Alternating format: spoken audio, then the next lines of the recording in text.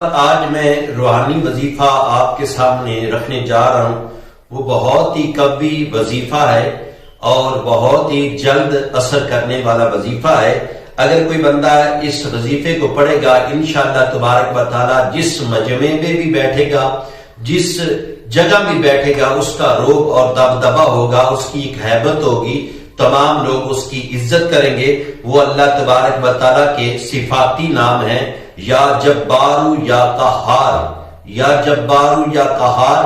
یہ پڑھنے سے اللہ تبارک و تعالی اس کے عامل کو ایک انوکھی عزت عطا فرمائے گا۔ جس مجمع میں بھی، جس محفل میں بھی، جن آدمیوں میں بیٹھے گا انشاءاللہ تبارک و تعالی اس کی ہیبت ہوگی، اس کا روب ہوگا، اس کا دبدبہ ہوگا۔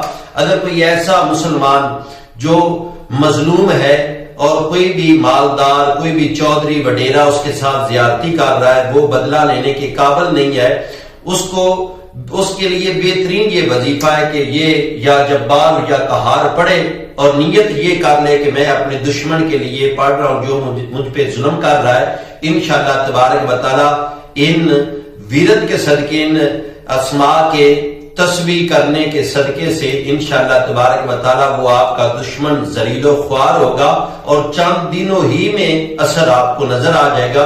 بہت ہی اس کا اثر جلدی ہوتا ہے۔ یا جبار یا قہار ہر اس مظلوم کے لیے ہے جو جس کے پاس طاقت نہیں ہے، نہ طاقت ہے، نہ عہدہ ہے، نہ منصب ہے، لیکن اس کو لوگ ظلمن تنگ کرتے ہیں اور اپنے دشمنوں سے بدلہ لینے کے لیے اس کو دشمن کو ذلیل و خوار کرنے کے لیے بہترین وظیفہ ہے یا جبار یا قہار۔